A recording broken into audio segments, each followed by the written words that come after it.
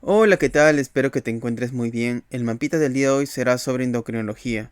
Vamos a empezar a hablar primero sobre el hipopituitarismo. ¿Ya?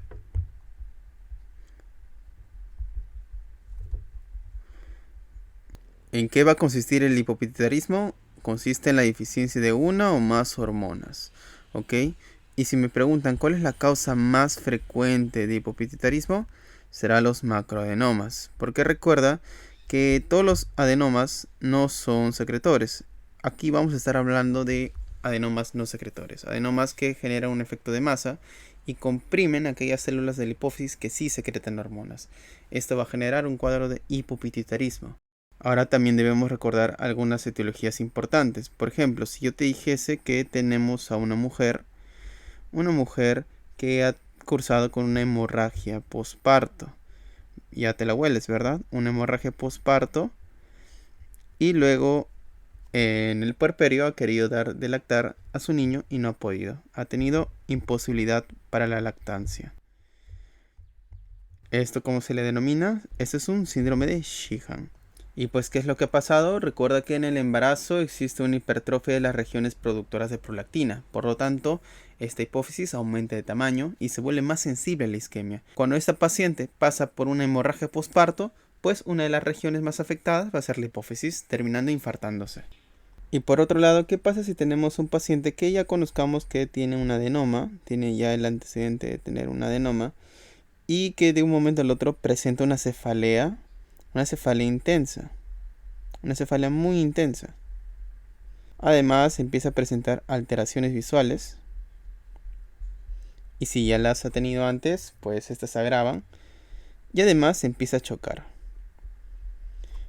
¿Qué vendría a ser este cuadro? Esto es una apoplejía hipofisiaria, ¿ya? Una apoplejía hipofisiaria, que consiste básicamente en que la hipófisis se ha infartado, existe un sangrado interno dentro de la silla turca y pues debes recordar que al sangrar va a generar más efecto de masa esta sangre, va a ocupar más espacio y se va a comprimir más y más y más el quiasma óptico.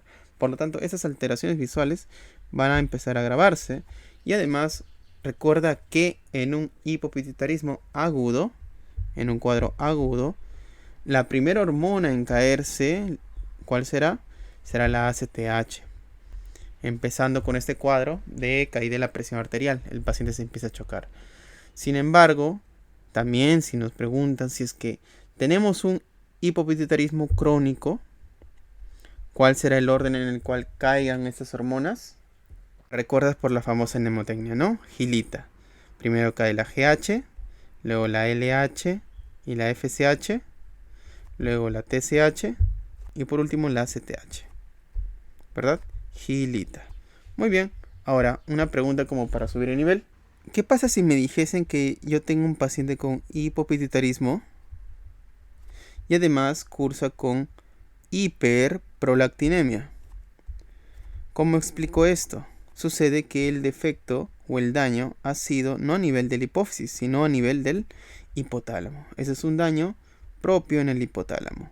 Algún infarto, alguna masa, etc. Porque recuerda que en el hipotálamo es donde se secreta el factor inhibitorio de la prolactina, que en otras palabras, esta es la dopamina, ¿ya? Entonces, si tengo una afección en el hipotálamo, voy a liberar menos factor inhibitorio de la prolactina. Si yo tengo menor cantidad del inhibidor, pues existirá una secreción aumentada de prolactina. Una vez ya tenido claro esto, vamos a hablar sobre la prolactina. Muy bien, entonces aquí hay que hablar sobre las causas de hiperprolactinemia. Para esto hay etiologías que son fisiológicas y hay otro grupo de etiologías que van a ser patológicas. ¿Cuál es la causa fisiológica más frecuente de hiperprolactinemia? ¿Cuál es la causa más frecuente? Recuerda que es el embarazo, ¿verdad? Por eso todo paciente que tenga una hiperprolactinemia hay que descartar embarazo, una prueba de embarazo. ¿Qué más? Hay situaciones como puede ser la lactancia materna. Recuerda que el estímulo de la lactancia genera un aumento de la prolactina. Además, esta es una hormona de estrés. Por lo tanto, frente a cualquier situación estresante, emocional, orgánica, el paciente va a empezar a aumentar su prolactina. Ahora, si yo te pregunto, ¿cuál es la causa patológica más frecuente? La más frecuente es el consumo de fármacos, ¿verdad? El consumo de medicamentos. Y entre estos van a destacar los antipsicóticos. Por eso alguna paciente en tratamiento psiquiátrico que empieza tomando antipsicóticos puede cursar con galactorrea, ¿verdad? Con síntomas de la misma hiperprolactinemia. ¿Qué más? Algún paciente con enfermedad renal crónica o con cirrosis, porque recuerda que la prolactina se elimina por vía renal y se metaboliza en el hígado. Por lo tanto, si existen insuficiencias de esos órganos, la prolactina se va a encontrar circulando más tiempo en el cuerpo, generando hiperprolactinemia. ¿Qué más? En el hipotiroidismo. En el hipotiroidismo, porque aquí se va a encontrar elevada la TRH. La TRH, recordarás que así como sirve para estimular a la TSH y con esta producir más T3 y T4, también sirve como estímulo secretor de la prolactina. Entonces, al estar aumentada la TRH, genera hiperprolactinemia. ¿Qué otra causa patológica tendremos? Cuando tengamos un tumor, ¿verdad? Un tumor, un adenoma hipoficiario, y esto se le denominará prolactinoma. Los prolactinomas, a diferencia de las anteriores patologías, van a cursar con una prolactina mayor de 100. Es decir, si tú dosas la prolactina tiene un valor normal, ¿ya? Entre 0 y 25, ¿ok?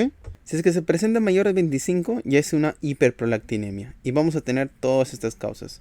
Pero no elevan la prolactina más de 100, suelen estar entre 25 y 100. En cambio, si elevasen más de 100, vamos a empezar a pensar de que se puede tratar esto de un adenoma, de un prolactinoma. Y el prolactinoma, dicho sea de paso, es el adenoma hipoficiario más frecuente, ¿ya? A esos prolactinomas los podemos clasificar según su tamaño. Estos pueden ser un microadenoma o pueden ser un macroadenoma. Y hay que recordar diferencias puntuales. Un microadenoma va a tener un diámetro menor de 10 milímetros, mientras que un macroadenoma va a tener un diámetro mayor de 10 milímetros.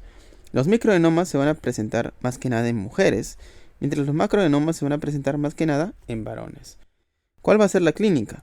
Los microadenomas van a empezar con clínica propia del aumento de la acción de estas hormonas, como puede ser la galactorrea y además la amenorrea. ¿Por qué amenorrea? Porque recuerda que la prolactina inhibe a la GnRH y por medio de esta inhibición se van a producir menos LH y FSH, produciendo justamente estas alteraciones a nivel del ciclo menstrual.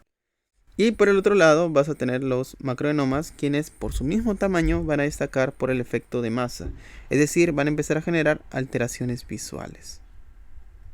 ¿Ok? ¿A qué se deben estas alteraciones visuales? Recuerda que al ser un tumor que se asienta en la hipófisis, y esta es una estructura que se encuentra muy cerquita de lo que es el quiasma óptico, al generar una compresión en este quiasma se van a ver afectadas las vías temporales. Recuerda que acabamos de dibujar nuestros ojitos, tenemos dos campos, ¿verdad? Tenemos un campo que es temporal, que básicamente es la visión lateral, y tenemos un campo que es nasal, que básicamente es la visión medial. Entonces tenemos campos temporales y campos nasales. En la misma retina, estos campos se van a invertir, es decir, las vías de los campos nasales van a viajar por fuera y la vía del campo temporal va a viajar por dentro. Y estas vías temporales se van a decusar al nivel del quiasma. La cuestión es que al existir justo este tumor, va a generar un efecto de masa y lo primero que va a comprimir serán estas vías temporales, generando un cuadro de visión en túnel. El paciente va a tener dificultad para poder ver a los costados. ¿Esto cómo se llama? Esto tiene un nombre y se denomina hemianopsia heterónima bitemporal. Porque están afectados los campos temporales. Muy bien, para el diagnóstico vamos a tener que dosar la prolactina. Como te decía, una prolactina más de 100 te orienta que sea un prolactinoma. Y datito, si es que tú tienes una prolactina mayor de 250, esto te sugiere mucho que sea un macroprolactinoma, ¿ya? Para poder visualizar este tumor vas a tener que pedir una resonancia magnética. Y como tratamiento de primera línea vamos a tener un fármaco súper especial que es la carbergolina. ¿La carbergolina qué es? ¿Qué es este fármaco? Es un agonista de la dopamina, porque recuerda que la dopamina funciona como un inhibidor de la secreción de la prolactina. El prolactinoma es el único tumor que tú puedes tratarlo de arranque con la carbergolina. Esta te ayudará a que pueda disminuir su tamaño y que pueda disminuir los niveles de secreción de la prolactina. Hablando de tumores, aquí justo también tiene una imagen. ¿Qué pasa si me preguntan que yo tengo a un niño? ¿Ya? Ese paciente es un niño y encuentras que presenta un tumor supracelular. Un tumor supracelular benigno y quístico. ¿Qué vendría a ser esto? Aquí estoy haciendo referencia a lo que es el craneofaringioma.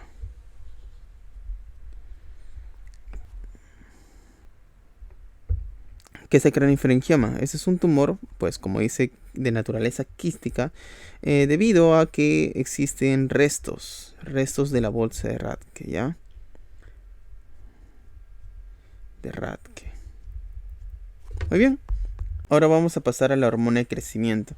Y para esto, pues vamos a hablar sobre un aumento de la hormona de crecimiento, ¿ya? Acá van a haber dos casos. Puede ser un paciente que sea un niño o puede ser un paciente que sea un adulto. En caso de ser un niño, pues este cuadro se va a denominar gigantismo. ¿Por qué?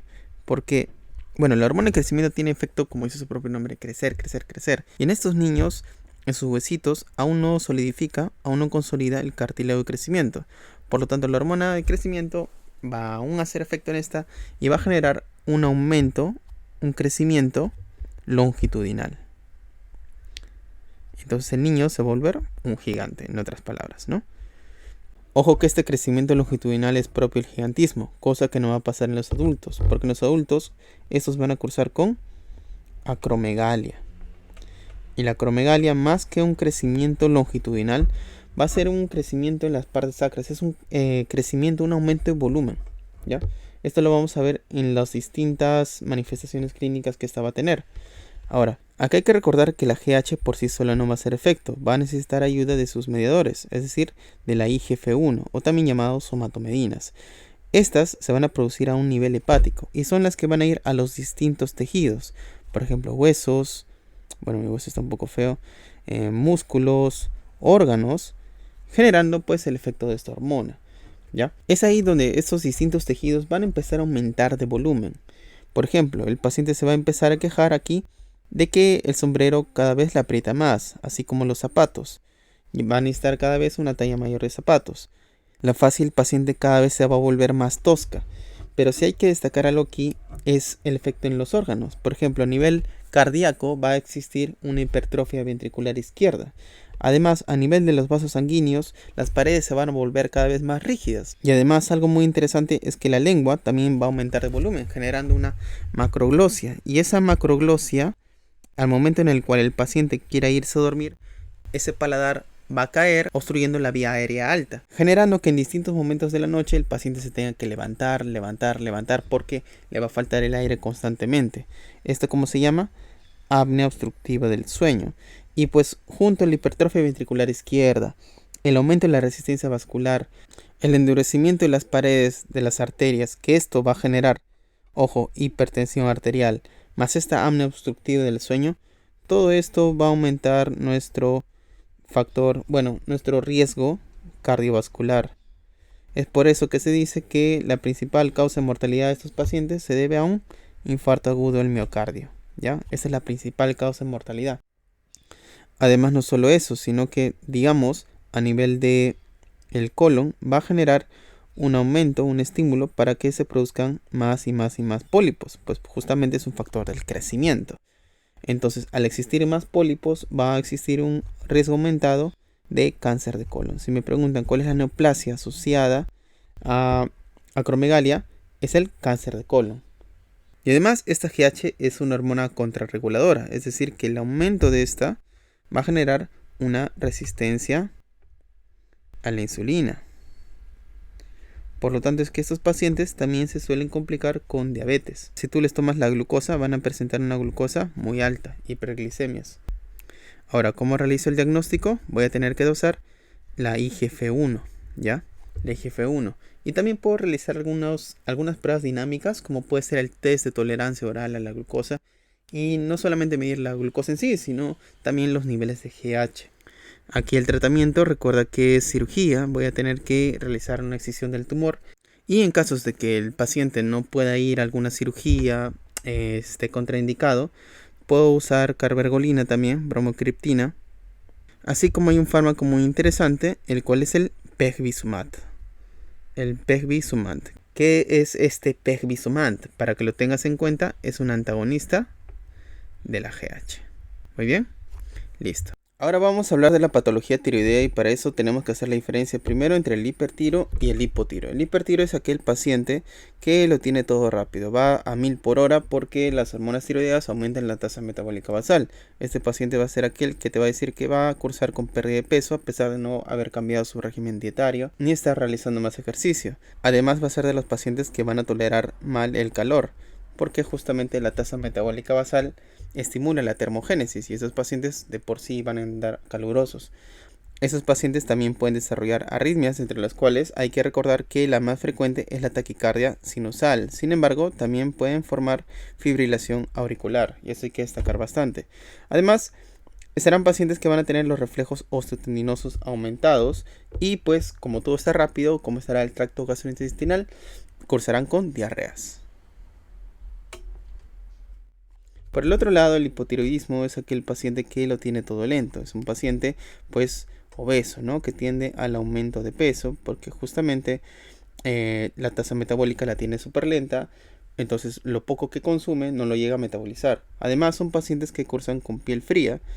Toleran mal el frío por la misma razón por la cual el hipotiroideo no tolera el calor. Serán pacientes que todo lo contrario cursarán con bradicardias. Y además con los reflejos osteotendinosos disminuidos. Y aquí hay que destacar que es la fase de relajación la que va a estar especialmente disminuida. A esto se le llama signo de Wolman. ¿Ok? Además, recuerda como te mencioné antes que aquí la TRH va a estar aumentada. Por lo tanto, la TRH sirve para un estímulo para que se libere prolactina. Entonces estos pacientes van a cursar con hiperprolactinemia y ello conlleva ginecomastia, galactorrea, dismenorrea, menorrea. Algo muy interesante en esos pacientes es que empiezan a acumular una especie de sustancia denominada glucosamínglicanos. Glucosamínglicanos. Y lo que hacen estas moléculas es jalar grandes cantidades de agua, generando una especie de edema, pero no es el edema blando que todos conocemos, sino es un edema duro. A esto se le va a denominar mixedema. Y es este mixedema el que se va a depositar en distintas partes del cuerpo, en distintos órganos, generando también otro tipo de patologías, otro tipo de clínica, como puede ser la cardiopatía del hipotiroideo. Además puede acumularse en tejido blando, una patología que también va a estar muy asociada. Hay que recordar qué pasa si se acumula en la muñeca, en el túnel carpiano, produce síndrome del túnel carpiano. Empieza a atrapar el nervio mediano. Hay que recordar que esta patología también está asociada bastante a hipotiroidismo. Ahora, si nos ponemos a hablar un poco más del hipotiroidismo, hay que hablar de sus etiologías. Y para esto, si a mí me preguntan cuál es la causa más frecuente de hipotiroidismo, en general y en países desarrollados, es la enfermedad de Hashimoto, la tiroiditis de Hashimoto. Pero si me preguntasen cuál es la causa más frecuente en países de bajos recursos, vendría a ser el déficit de yodo. ¿Ya? El déficit de yodo o bocio endémico. Entonces la tiroiditis de Hashimoto es una tiroiditis autoinmune. Esto quiere decir que el mismo sistema inmune empieza a atacar a la tiroides generando una nox en ella y ello conlleva el hipotiroidismo, ¿no? Entonces aquí la tiroiditis de Hashimoto es mediada tanto por vía celular, por una inmunidad celular. Y aquí pues intervienen los linfocitos. Y estos irán y atacarán a la tiroides. Pero no solamente eso, sino también es mediada por vía humoral. Quiere decir que se producen autoanticuerpos. Y aquí hay que destacar el anti-TPO y el antitiroglobulina, que son justamente los autoanticuerpos que tú dosarás para ver si es que el paciente tiene tiroiditis de Hashimoto. Hay que recordar que tienen que ser niveles, títulos muy altos de esos autoanticuerpos, porque la enfermedad de Graves también puede tener anti-TPO y anti-TG. ¿Ok? Ahora recuerda también que esta enfermedad de Hashimoto puede cursar con una etapa temprana de hipertiroidismo. ¿Ya? De hipertiroidismo. Porque esta, al ser una tiroiditis, igual que las otras tiroiditis que vamos a hablar más adelante, significa un daño directo a las células de la tiroides. Por lo tanto, al destruirse, van a liberar todo su contenido. ¿Y qué es lo que tienen dentro? Hormonas tiroideas. Entonces, en una primera fase, en la cual se empieza a atacar, se empieza a generar esta noxa, van a liberarse grandes cantidades de hormona tiroidea, generando un estado transitorio de hipertiroidismo. Pero posterior a ello ya no va a haber hormonas tiroideas que se puedan utilizar, por lo tanto poco a poco va a ir cayendo en un estado de hipotiroidismo. Ya el hipotiroidismo de por sí que cursa con este paciente, ¿no? Entonces esta primera fase de hipertiroidismo se le puede denominar hashitoxicosis, ¿ya? Hashitoxicosis, que es transitoria para luego volverse un hipotiroidismo. Además recuerda que esta enfermedad va a estar asociada al HLA, DR3 y DR5. Y también esta enfermedad se asocia a la aparición de un linfoma no Hodgkin, ¿ya? Justamente por la fisiopatología misma del contenido de la noxa producida por inmunidad celular, ¿ya? Muy bien, ahora ¿qué pasa si yo te digo que tienes a un paciente, ya, una paciente mujer, igual con hipotiroidismo, que cursa con un evento agudo, digamos alguna infección, alguna neumonía o alguna cirugía, algún estrés agudo, y que empiece con una clínica de caída de la temperatura, una temperatura menor, digamos, de 35 grados, se empieza a llenar de edemas, además empieza a caer su presión arterial, se empieza a chocar y cursa con alteración del estado mental. ¿Qué es lo que pudo haber ocurrido aquí?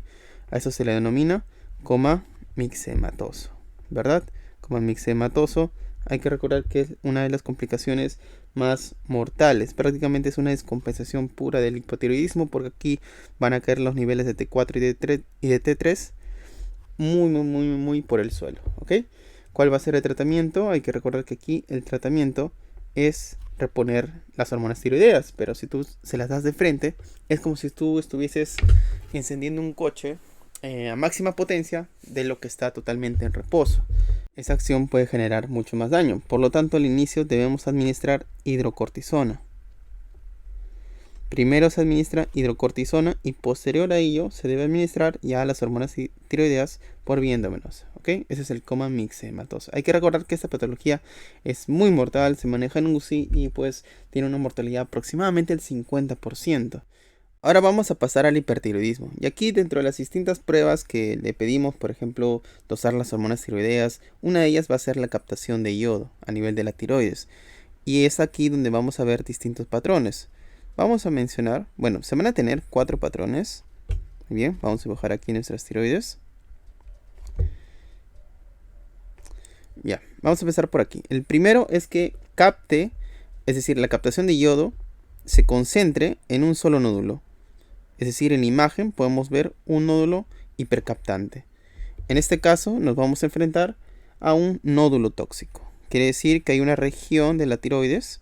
Tenemos una masa, tenemos un nódulo dentro de la tiroides que es hiperfuncionante, que es autónomo y empieza a producir hormonas tiroideas, sin necesidad de algún estímulo de la TSH.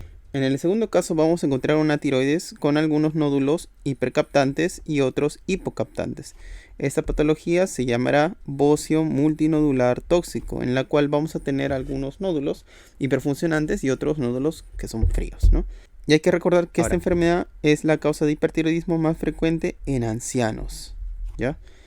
Y por el otro lado tenemos una tiroides que es capte en su totalidad, es decir, toda la tiroides se muestra hiperfuncionante, y aquí pueden ser debido a 2 razones.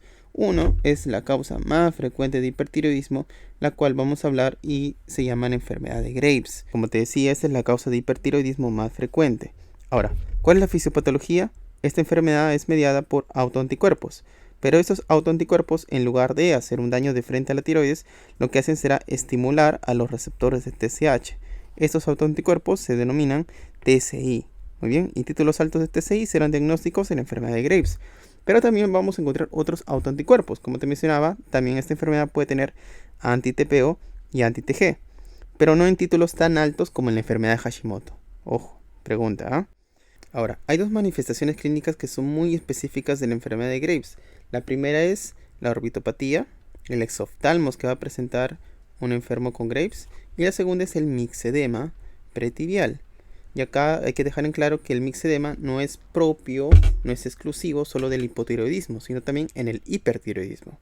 Ojito con ese dato. Y la otra situación en la cual podamos tener una tiroides que capte en su totalidad, una tiroides completamente hiperfuncionante, será en la enfermedad trofoblástica, ante la presencia de coriocarcinoma o de una mola. ¿Por qué? Porque estas patologías producen niveles muy altos de beta-HCG. Y de esta beta-HCG, su subunidad alfa tiene un símil muy parecido a la TSH. Por lo tanto, ante niveles o títulos muy altos de esta hormona, empezarán a interactuar y estimular cada vez más a los receptores de TSH de la tiroides, provocando esta captación total. Ahora sí, como te mencionaba, el hipertiroidismo también se puede complicar igual que el hipotiroidismo. Digamos que tengamos a un paciente el cual de la misma manera cursa con un evento agudo. Algún evento agudo, digamos alguna infección, neumonía, cirugía en general, ¿no? Y pues empieza a cursar con una clínica de aumento de la temperatura, una hipertermia, además empieza con taquicardia, digamos que no solamente eso, sino empieza con una fibrilación auricular, con respuesta ventricular alta, además presenta dolor abdominal y empieza a convulsionar. ¿Ya? ¿Ante qué cuadro nos estamos enfrentando? Esto es a lo que se denomina tormenta tiroidea.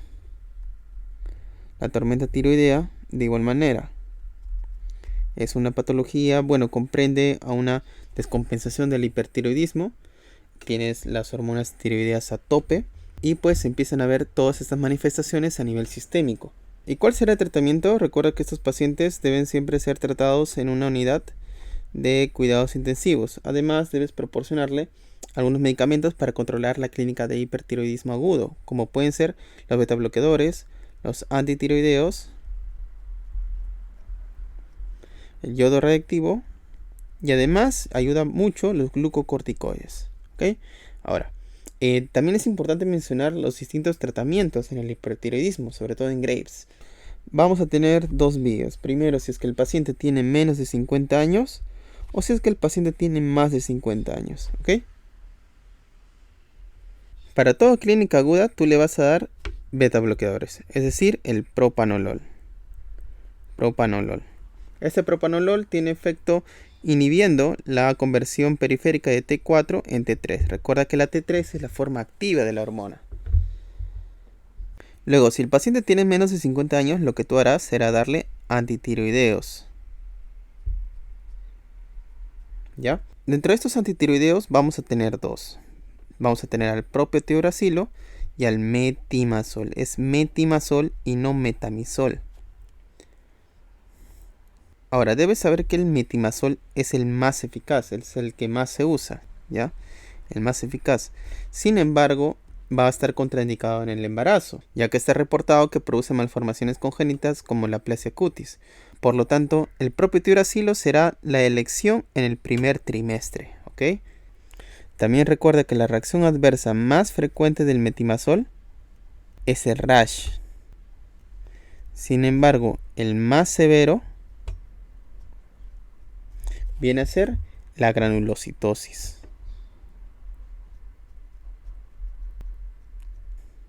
Quiere decir que te venga un paciente que ha estado consumiendo metimazol y pues pasado 1 o 2 semanas, que es el tiempo en el cual empieza a hacer efecto esos antitiroideos, empieza a presentar faringitis a repetición, tú le tomas un hemograma y tiene polimorfos nucleares menor de 1500. Entonces acá nos está indicando que puede estar haciendo la reacción adversa más severa, la cual es la agranulocitosis. Ahora, estos antitiroideos pueden funcionar hasta en un 40-50% de los casos, así que el tratamiento de segunda línea en caso de que esta falle será la administración de yodo radiactivo, o en todo caso planteamos la cirugía.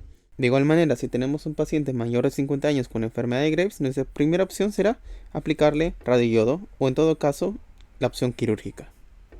¿En qué casos habría que tener cuidado con la administración de yodo radiactivo? En casos de que tengamos una oftalmopatía severa, porque la puede agravar, o en caso de que tengamos una tiroides muy grande, un bocio muy grande, que esta sea una tiroides aproximadamente, dicen, de mayor o igual a 80 gramos. En estos casos vamos a preferir lo que es la opción quirúrgica. En el caso de la oftalmopatía podemos prevenir que esta se pueda agravar por medio de administrando glucocorticoides. ¿Ok? Listo, entonces eso es respecto a la enfermedad de Graves. Y acá te mencionaba que había un cuarto escenario, y lo otro es que tú tengas una clínica de hipertiroidismo, tengas las hormonas tiroideas elevadas, pero al momento de ver la captación de yodo de la tiroides, ves que esta no está pintada para nada. Entonces aquí pueden haber dos situaciones. La primera situación es que se trate de una tiroiditis.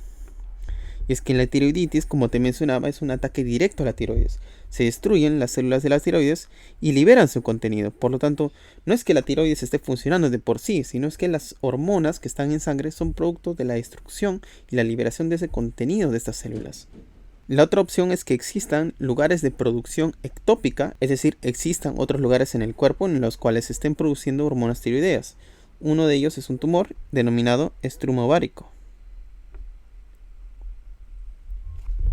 Y la otra opción es que el paciente esté consumiendo hormonas tiroideas exógenas. Es decir, eso se denomina tiroiditis facticia. Sobre todo pacientes con algún trastorno de fondo psicológico que buscan bajar de peso por medio de algunas conductas un poco más arriesgadas, ¿no? Por ejemplo, conductas purgativas, no purgativas. Bueno, una de estas no purgativas es la administración de hormonas tiroideas. Y acá la que nos ayudará a distinguir si es que estamos frente a una patología o si estamos frente a la otra, será de usar, ojito, acá viene el truco, la tiroglobulina. Porque si tenemos una producción aumentada de nuestras propias hormonas tiroideas, vamos a necesitar más tiroglobulina para que ésta pueda ser transportada. Entonces se entiende que tanto en la tiroiditis como en el estruma ovárico va a haber un aumento de la tiroglobulina. En cambio, en la tiroiditis facticia son hormonas tiroideas exógenas. Por lo tanto, acá vamos a encontrar un nivel de tiroglobulina normal o disminuido. Entonces, si tenemos T3, T4 altas, tenemos una captación de yodo donde la tiroides no se pinta para nada y tenemos tiroglobulina alta, ¿en qué podemos pensar? Tiroiditis o estruma ovárico, ¿verdad? Ya se entiende mucho mejor con las pruebas de laboratorio. Y acá, pues, para terminar esta parte, vamos a hablar sobre las tiroiditis. Acá tenemos dos tiroiditis que duelen y dos tiroiditis que no duelen. A ver, se mueve mucho mi pantalla. Acá entonces vamos a tener dos pacientes, ¿ya? Dos pacientes. El primer paciente nos cuenta que presenta dolor a nivel de la tiroides. Además examinamos y presenciamos rubor, signos de flegosis. Además presenta fiebre. El paciente presenta fiebre y además revela una leucocitosis. ¿Ante qué estamos? Esto se denomina una tiroiditis aguda. Una tiroiditis aguda, y como puedes ver, toda esta clínica te hace pensar de que hay una bacteria detrás, ¿verdad? Son signos de una infección bacteriana. Se entiende porque toda la clínica viene de signo de flegosis, de fiebre, leucocitosis. Entonces esta es una bacteria que está infectando y pues probablemente en un futuro pueda formar incluso un absceso. Entonces aquí el tratamiento, tú sabes que para toda infección bacteriana vamos a tener que administrar antibióticos. Además de ser necesario, tendremos que aplicar un drenaje. En nuestro segundo caso va a ser un paciente que haya presentado anteriormente alguna infección de las vías respiratorias altas, alguna infección viral anterior y pues haya pasado una semana aproximadamente y curse con un bocio doloroso.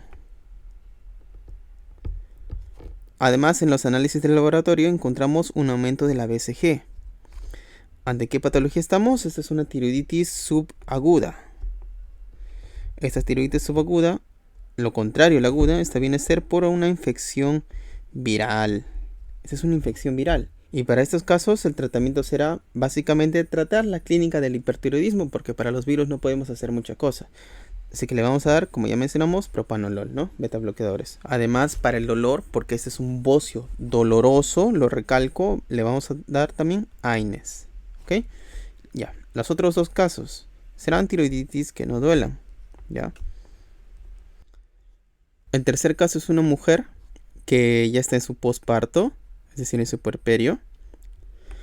Y pues está presente una clínica, sobre todo de un hipertiroidismo transitorio, que luego pasa a ser un hipotiroidismo.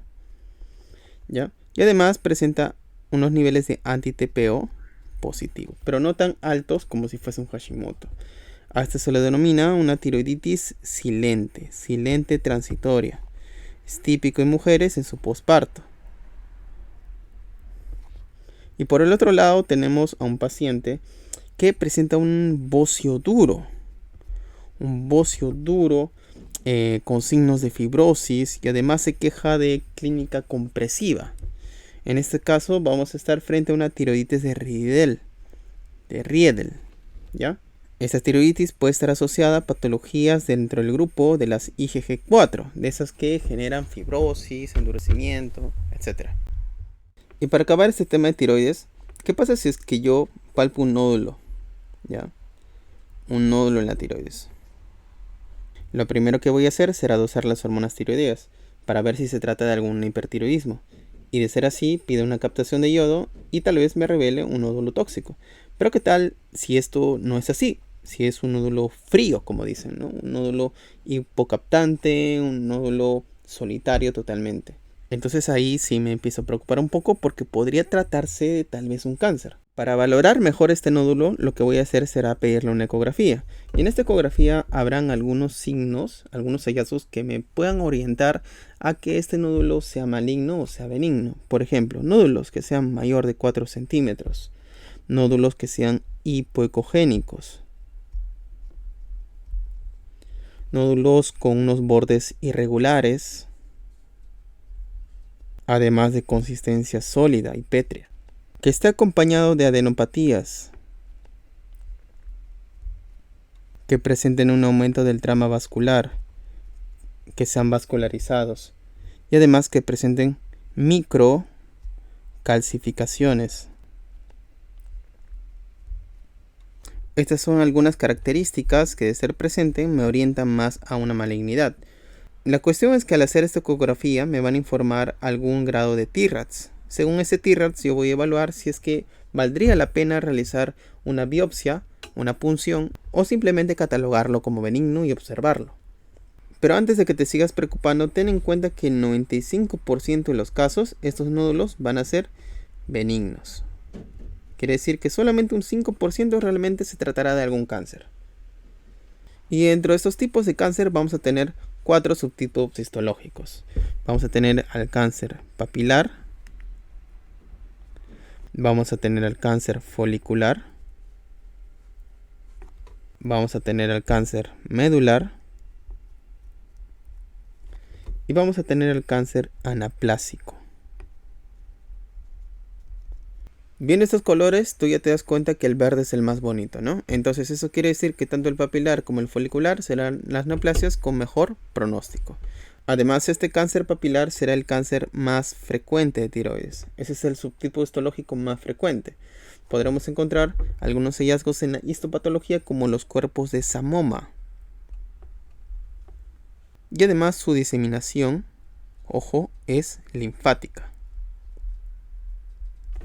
Por el contrario, el cáncer folicular va a estar más que nada presente en zonas donde haya deficiencia de yodo. Si bien es cierto que es de buen pronóstico, hay un subtipo histológico que es la que presenta las células de Hurtle. Estas células representarán que este es un subtipo del folicular que es de mal pronóstico, que además presenta diseminación hematógena. También los pongo del mismo color para que sepas que el marcador de ambos es la tiroglobulina. Por lo tanto, ambas neoplasias las puedo rastrear con radioyodo. Serán radioyodo positivo. Por el lado del cáncer medular, recuerda que este va a tener relación con lo que es el MEN2A y el MEN2B. Va a conformar parte de este grupo. Y además es una neoplasia de la célula C. Recuerda que estas células C son las que producen calcitonina. Por lo tanto, el biomarcador de este subtipo histológico será la calcitonina. Será calcitonina positivo. Por último, tendremos el anaplásico y ese es el tumor indiferenciado total de tiroides. Ese es el que tiene peor pronóstico. ¿Ok? Con su lágrima. Y acá antes que me olvide, acá en ese apartado vamos a hablar de los MEM, hablando del cáncer medular, ¿no? ¿Ok? Entonces aquí vamos a hablar sobre los MEM. Entonces para los MEM, para yo acordarme de estos, yo hago en mi mente como si estuviese en una escena. En una escena, en una cafetería, junto a mi papá y otro mesero. Estamos los 3 menes, ¿no? Entonces aquí los MEM va a ir acompañado de una tacita de café. Pasa que el mesero está llegando a la mesa y veo que está pues trayendo solamente una taza de café. Entonces yo le digo, y para papi, ese es el menú 1. Yo digo, para papi. A lo cual el mesero me responde, el MEN2A. Ah, café para dos.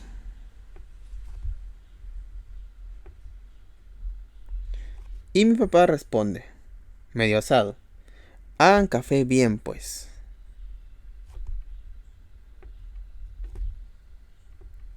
Hagan café bien. Entonces, ¿se entiende? Llega el mesero, veo que solamente deja una taza y yo digo, ¿y para papi? El mesero me responde, café para dos. Y el papá responde, pues, hagan café bien pues, ¿no? Entonces así tengo el men 1, el 2A y el 2B. El men 1 está conformado por adenoma de paratiroides. Además, adenoma hipofisiario o de pituitaria. Además, algún tumor endocrino pancreático, como es el gastrinoma. Y ahí está el men 1. ¿Qué hay del men 2? El men 2 está conformado por cáncer medular de tiroides. También feocromocitoma. Y por último, adenoma de paratiroides. Este A no lo pongo por las puras porque también puede estar asociado a amiloidosis cutánea. Además de Hirschsprung. Por último, el men 2B está conformado por cáncer medular de tiroides, feocromocitoma, además ganglioneuromatosis mucocutánea y hábito marfanoide.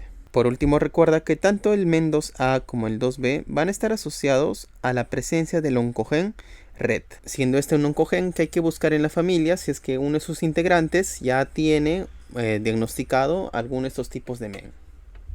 Ok, ahora vamos a hablar sobre la PTH y debes recordar que la PTH se produce en nuestras glándulas paratiroides. Estas son 4 lentejitas que se ubican detrás de la tiroides. Estas paratiroides contienen células llamadas células principales o chief cells. Estas van a tener un receptor llamado receptor sensible al calcio o KSR, que va a captar los niveles de calcio en sangre, siendo un nivel bajo en calcio el estímulo necesario para que se pueda liberar y secretar esta PTH. ¿Ok? Entonces vamos a tener dos escenarios. Vamos a tener por un lado el hiperparatiroidismo y por el otro lado vamos a tener el hipoparatiroidismo. Entonces vamos a empezar a hablar sobre el hiperpara. Acá tenemos 3 escenarios. Tenemos el hiperpara primario, el secundario y el terciario. ¿En qué consistía el hiperpara primario? Este viene a ser la presencia de un adenoma. Tenemos un adenoma de paratiroides, el cual se vuelve independiente, autónomo y empieza a secretar grandes cantidades de PTH. ¿Ok? Recuerda que lo que hace la PTH es sacar, acá vamos a dibujar nuestro huesito. Lo que hace esta PTH es sacar justamente calcio del hueso. No solamente saca calcio, sino también saca fósforo. Y también tiene un efecto renal. A nivel del riñón, lo que va a hacer es incrementar la reabsorción de calcio. ¿Ok? Listo. Entonces, en este caso de ese hiperpara primario, lo que vamos a tener será una hipercalcemia. Por el contrario, en el hiperpara secundario, como dice su propio nombre, es secundario a otro estímulo. El principal estímulo es un calcio bajo, niveles de hipocalcemia, ¿verdad? Entonces, la enfermedad más frecuente que va a estar metida aquí será la enfermedad renal crónica. Esta RC produce un cuadro llamado enfermedad ósea renal. Básicamente, a nivel renal, vamos a dibujar aquí nuestro riñoncito y este riñón va a estar triste porque tiene una insuficiencia. Existirá menos activación de la vitamina D3. Acuérdate que en el riñón la vitamina D2 pasa por la alfa-1 hidroxilasa y se convierte en vitamina D3. Esta D3 se encargaba de la reabsorción de calcio a nivel del intestino. ¿Ok? Acá, bueno, debería ser un intestino delgado, pero ya. Se encarga de la reabsorción de calcio a este nivel. Además, por otro lado, el riñón por la misma insuficiencia reabsorberá menos calcio. Y además de eso, secretará cada vez menos fósforo, acumulándose este en sangre. Entonces el problema es que esta hipocalcemia que tenemos será el estímulo necesario para que nuestra paratiroides empiece a secretar más y más y más y más PTH. Es por esto que esta patología es la más frecuente del hiperpara secundario. Esta PTH lo que va a buscar es aumentar los niveles de calcio, pero ojito, mira este dato, que lo que también va a hacer es aumentar los niveles de fosfato. Y acá también, mira, ya tenemos una hiperfosfatemia. Y te acuerdas que el problema es que el fósforo y el calcio, si andan juntos, libres en sangre, se depositan. Por lo tanto, si nosotros tenemos niveles altos en fosfato, el fosfato viene y se deposita junto con el calcio. De esa manera va a existir menos cantidad de calcio libre. Por eso es malo en esos pacientes tener niveles altos en de fosfato. Entonces, aquí, haciendo el resumen, lo que va a ocurrir en la enfermedad renal crónica es que vamos a tener niveles bajos de vitamina D3 y además tenemos niveles altos de fosfato. Eso es lo malo. Además, ante tanto estímulo de la PTH, habrá continuo recambio óseo, generando unas formaciones quísticas en los huesos. Este cuadro se denomina osteitis fibrosa quística. ¿Ya? ¿Cómo se denomina el cuadro óseo? Osteitis fibrosa quística. Además, a tener en cuenta que en esos pacientes vamos a tener que mantener una dieta. Existe una dieta renal. Y dentro de tantas cosas o parámetros que esta tenga, una de ellas es mantener niveles bajos de fosfato. ¿Ok? Niveles bajos de fosfato. Y también te cuento de que existe un fármaco que lo que va a hacer es ayudar a que exista menor absorción de fosfato, el cual es el sevelamer. ¿Qué es lo que hace este sevelamer? Es básicamente un quelante de fosfato. Lo que va a hacer es que a nivel intestinal se va a adherir al fosfato impidiendo su absorción. ¿Ok? Eso es lo que hace este sevelamer. Entonces este hiperpara secundario, recuerda que se debe a un estímulo secundario por existir niveles bajos de calcio. Ojo, mientras el hiperpara primario cursa con hipercalcemia, el hiperpara secundario va a cursar con hipocalcemia. Esta es una diferencia clave a tenerla en cuenta. Y por último tenemos el hiperpara terciario. ¿En qué consiste este? Este es básicamente una enfermedad renal crónica o un hiperpara secundario que no ha sido tratado adecuadamente. Es decir, vamos a ponerlo así. En un largo plazo, la paratiroides ha estado en constante estímulo. Ha estado que chambea. Y ha llegado un momento en donde pues ya se ha condicionado y ya no le es necesario justamente este estímulo de niveles bajos en niveles de hipocalcemia para que pueda producir PTH. Es decir, se ha vuelto autónoma. Por lo tanto, ha sido un hiperpara secundario que ha originado que surja un adenoma.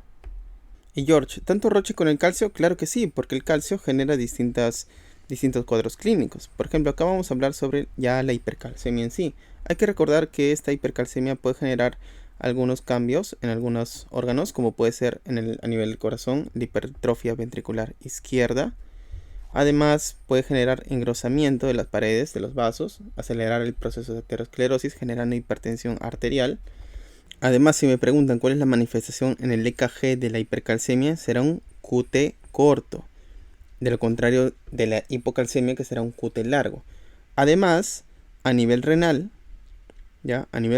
¿qué puede pasar? Mayor incidencia de nefrolitiasis. Y no solamente eso, sino que este calcio se puede depositar a nivel tubular y, bueno, vamos a decir como que interfiere con la señal de los receptores de la ADH, generando un cuadro denominado diabetes insípida. Esta será una diabetes insípida nefrogénica, en el cual, bueno, yo le digo que son pacientes como un caño de agua, como un caño abierto, porque todo lo que toman estos pacientes, todo lo que ingieren, todos los líquidos los terminan eliminando por la orina. Son como un caño abierto. Todo lo que entra empieza a salir. No hay control alguno por la ADH. Ya sea que hay niveles muy bajos de hormona antidiurética o que haya algún problema con el receptor, como es en este caso. Y por último también mencionar que esta hipercalcemia puede generar pancreatitis. Acuérdate que hay algunos trastornos como la hipertrigliceridemia y la hipercalcemia que pueden generar pancreatitis. La fisiopatología es interesante, pero ya la hablaremos en gastro. Entonces estas van a ser algunas manifestaciones por las cuales pase un paciente con hipercalcemia. Por último vamos a hablar sobre el tratamiento, y aquí el tratamiento de elección es la cirugía, quiere decir resecar las paratiroides, pero no todos los pacientes van a ser candidatos, van a haber algunas indicaciones. Primero, todo paciente que sea sintomático, es decir, que tenga alguna de las alguna de las manifestaciones ya antes mencionadas.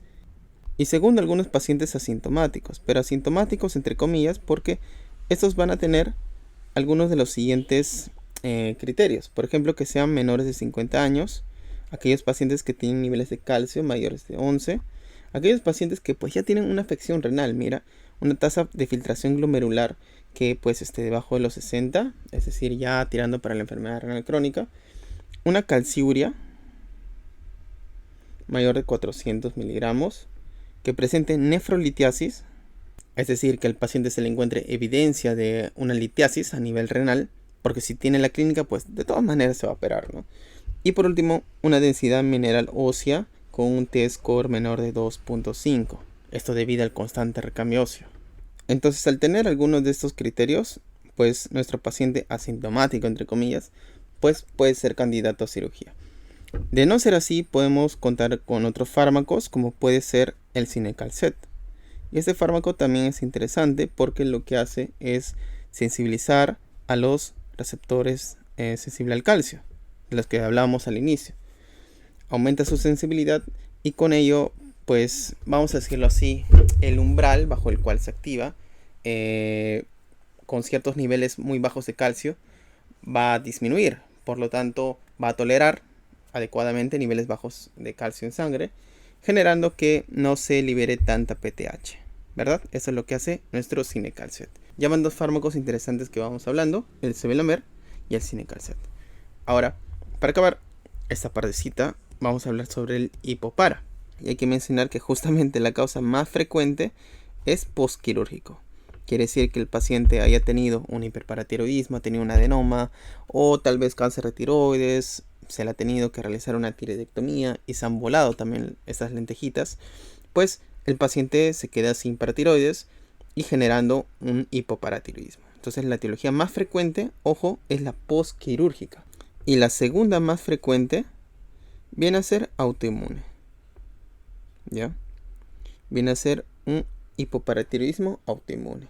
Si me preguntan por la causa congénita, ¿qué enfermedad congénita cursa con hipoparatiroidismo? Ese es el síndrome de DiGeorge. ¿Okay? Igual que mi tocayo. Y además hay una enfermedad que, bueno, viene a ser un complejo con otras enfermedades autoinmunes. Por ejemplo, que tengamos un paciente con hipoparatiroidismo, además insuficiencia suprarrenal primaria, más candidiasis mucocutánea. ¿En qué me va a hacer pensar todo este complejo? Esto se trata del síndrome poliglandular autoinmune. ¿Ok? Muy bien. Ahora, este hipopara va a cursar con hipocalcemia. Y esta hipocalcemia lo que va a destacar son dos manifestaciones muy conocidas, el cual es el signo de Chebostek y el signo de Trousseau. Acuérdate que Chebostek viene como de cachete. Este justamente va a ser el espasmo que vamos a encontrar a nivel de la mejilla, ¿ya? Al percutir justamente la salida del nervio facial. Y Trousseau, me acuerdo, por tracción. Este es el espasmo del carpo que se produce pues justamente por colocar el manguito del tensiómetro, insuflarlo y dejarlo ahí más de 3 minutos o colocar un torniquete y empiezas a ver ese espasmo del carpo.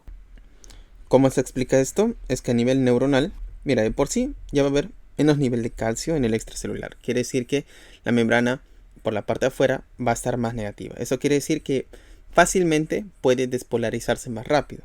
Por lo tanto, en estados de hipocalcemia va a aumentar la excitabilidad neuronal. Por lo tanto, estos pacientes, además de encontrar estos signos, como de Chebostek y de Trousseau, puedes encontrar que se encuentren ansiosos, reflejos osteotendinosos aumentados y en casos muy severos pueden tender a la psicosis.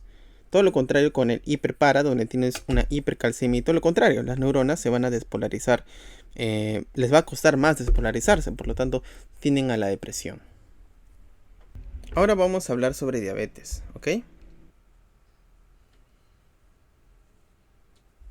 Para diabetes sabemos que hay un listado largo de enfermedades que nos pueden llevar a esta, pero acá vamos a destacar dos, las cuales son la diabetes mellitus tipo 1 y la diabetes mellitus tipo 2. Entre la diabetes mellitus tipo 1, esos son los típicos pacientes jóvenes, delgados, ¿verdad? Cuya fisiopatología viene a ser la presencia de autoanticuerpos que van a atacar a las células beta del páncreas que producen la insulina. Además, recuerda que estos pacientes van a debutar con cetoacidosis diabética. En algún momento de su juventud, de su pubertad, de su juventud, van a llegar al hospital con niveles muy altos de glucosa, con trastorno sensorio y pues, sorpresa, le diagnostican diabetes mellitus tipo 1. Un datito interesante que te doy es que al inicio estos pacientes pueden cursar con una fase denominada luna de miel. ¿En qué consiste esta? Pues básicamente son algunas semanas en las cuales estos pacientes pueden pasar días sin aplicarse insulina, o al menos no en las cantidades en las cuales ya ellos deberían aplicarse. Esto porque digamos que existen algunas células betas que aún pueden producir insulina y pueden suplir la demanda. Por lo tanto, estos jóvenes empiezan a creer de que pueden llevarla bien si es que hay días en los cuales no se aplican su insulina y no pasará la gran cosa. Sin embargo, pasarán algunas semanas y se darán cuenta que deben aplicarse su insulina a diario. Por eso es que en esta etapa donde se empiezan a ilusionar, entre comillas, se le ha denominado luna de miel. En cambio, los pacientes con diabetes mellitus tipo 2, estos van a ser ya pacientes adultos, sobre todo mayor de 30 a 40 años, que serán los típicos con sobrepeso. Su fisiopatología, recuerda que es la resistencia a la insulina, ¿ya? Una resistencia por sí a la insulina. Estos son ya de diagnóstico más tardío, porque se dice que en el día en el cual al paciente se le ha diagnosticado en alguna campaña de salud, por ejemplo, en realidad ya han sido 5 o 10 años en los cuales la diabetes ya ha empezado. Ahora, son justamente estos los que van a cursar como parte de un complejo mucho más grande, denominado síndrome, voy a colocar con otro color, síndrome metabólico. Y para definir el síndrome metabólico, vamos a utilizar a los criterios de la ATP3.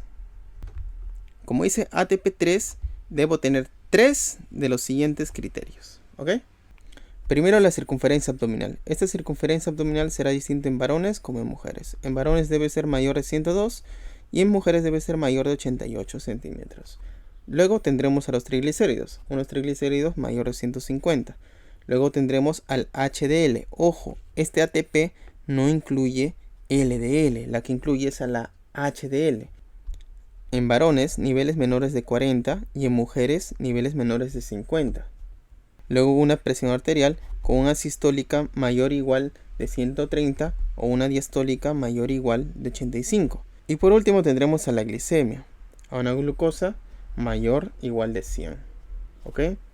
Entonces, si tenemos alguno de estos 3 criterios, el paciente tendrá síndrome metabólico. Ahora, algo que nos preguntan bastante son los criterios diagnósticos para diabetes. Entonces aquí dibujamos nuestra línea y vamos a tener 2 puntos de corte. ¿Okay? Por un lado vamos a tener un paciente que está normal, luego el paciente en prediabetes y por último ya el paciente al cual podemos decir que tiene diabetes. Para esto tenemos 3 pruebas. La primera, la clásica, la glucosa al azar. Una glucosa al azar que sea menor de 100 será un paciente valores normales. Si tenemos un paciente entre 100 y 125 será un paciente con prediabetes, porque de 126 a más ya es diabetes. La segunda prueba será acá el test de tolerancia oral a la glucosa. Si tenemos valores menores de 140, será un paciente normal. Si tenemos un paciente entre 140 y 199, será prediabetes. Y si tenemos de 200 a más, será diabetes. Y por último tenemos la hemoglobina glicosilada. Esta hemoglobina glicosilada, si tenemos un valor menor de 5.7, es un paciente normal. Si tenemos de 5.7 a 6.4, será un paciente con prediabetes. Y si tenemos de 6.5 a más, será una diabetes. Entonces, estos son los criterios diagnósticos. Y además hay una condición que también no hay que olvidar, en la cual si tenemos un paciente con alguna de las 4 P's, polifagia, poliuria, polidipsia o pérdida de peso, y además encontramos una glucosa al azar mayor de 200. En cualquiera de estos casos, también podemos hacer el diagnóstico de frente de diabetes. Luego vamos a hablar de los distintos tratamientos. Para esto, el tratamiento inicial va a ser el cambio de estilos de vida, ¿verdad? La dieta más la actividad física. Por ahí que le podemos agregar después una metformina. ¿Qué es la metformina? La metformina viene a ser del grupo de las bigonidas. Su mecanismo de acción es muy complejo. Lo que hace a final de cuentas es aumentar la sensibilidad a la insulina. Pero aquí hay que hablar sobre todo de sus efectos adversos. Por ejemplo, ¿cuál es el efecto adverso más frecuente de este fármaco? Son las molestias gastrointestinales, de lo que se queja la mayoría de los pacientes. Además hay que tener en cuenta de que este fármaco puede disminuir los niveles de vitamina B12. También de que va a estar contraindicado en aquellos pacientes con una enfermedad renal crónica, sobre todo en aquellos que tienen una tasa de filtración glomerular menor de 30. Además de que este fármaco debe ser suspendido en cualquier caso en el cual el cuerpo puede ser sometido a un mayor estado de acidosis, por ejemplo alguna cirugía o alguna sepsis, porque de por sí la metformina causa, o bueno, está asociada a aumentar el riesgo de acidosis láctica. Otros fármacos interesantes que tendremos es, por ejemplo, las sulfonilurias. Aquí viene la glibenclamida, y lo que hace esta es justamente aumentar la secreción de insulina. Y de aquí se desprende su efecto adverso más frecuente, porque si tenemos más insulina tendremos más riesgo de hacer hipoglicemias. La glibenclamida está asociado a más cuadros de hipoglicemia. Luego tendremos el grupo de las TIA. Las TIA, que son las pioglitazonas. Estas van a hacer acción justamente en el receptor nuclear del PPARY. Lo que va a hacer a fin de cuentas es aumentar la sensibilidad de esta insulina, y uno de los efectos adversos que tiene es justamente la aparición de más edemas. Luego tendremos a los inhibidores de la DPP4. Esta DPP4 se va a encargar de metabolizar a las incretinas, a las GLP-1. Y acá ya estamos hablando de dos fármacos. Los inhibidores de la DPP4 son aquellos que tienen el prefijo GLP. En cambio, la GLP-1 serán aquellos los que tengan la palabra tida. Por ejemplo, sitagliptina, linagliptina. En cambio, la GLP-1, exenatida, liraglutida. Estos dos lo que van a hacer será aumentar la vida media de las incretinas, de la GLP-1, inhibiendo a la enzima que las metaboliza, o por el otro lado, dándole incretinas sintéticas. Los efectos adversos que pueden tener por el lado de los inhibidores de la DPP4 puede ser un aumento ligero transitorio de las transaminasas. Y por el lado de la GLP-1 será que pues estas se asocian a pancreatitis. Este es uno de los fármacos que veremos en gastro que se asocia a pancreatitis. Y por último tendremos a los inhibidores de la SGLT2. Estos son mis fármacos favoritos porque tienen las propiedades de ser cardioprotector y nefroprotector. Cada vez están dando más y más y más la talla. Lo que hace es justamente inhibir este transportador a nivel tubular, a nivel del túbulo contorneado proximal, generando pues de que se pueda vertir la glucosa por la orina, generando glucosuria. Y de aquí podemos entender su principal efecto adverso, el cual es la mayor incidencia de cuadros de hito, porque justamente si hay más glucosa en el tracto urinario, las bacterias pueden nutrirse de estas y proliferar más. Además, un dato interesante es que se asocia a cuadros de cetoacidosis diabética sin hiperglicemias. ¿Ok? Si me preguntan qué fármaco está asociado con cetoacidosis diabética sin hiperglicemia, pues son los inhibidores de la SGLT2.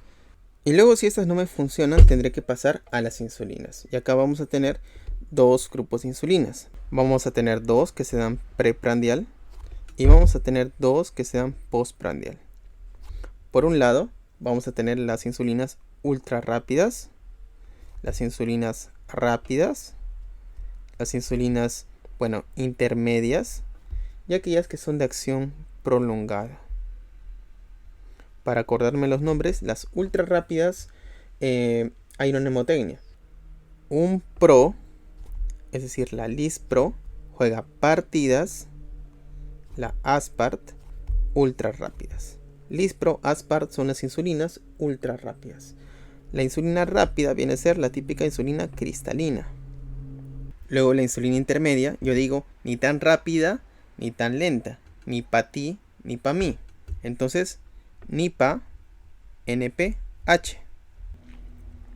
Y para la prolongada yo digo, no te atraglantes, detente de glute. No te atraglantes de glargina, detente de detemir y de glute, de degludec. Mira, no te atraglantes, detente y de glute, ¿no? Entonces, así de manera rápida me acuerdo de todas las insulinas. Para acabar esta parte vamos a hablar de las complicaciones crónicas y de las complicaciones agudas. Respecto a las crónicas es rápido. Vamos a tener complicaciones que son microvasculares y macrovasculares. Las macro y las micro.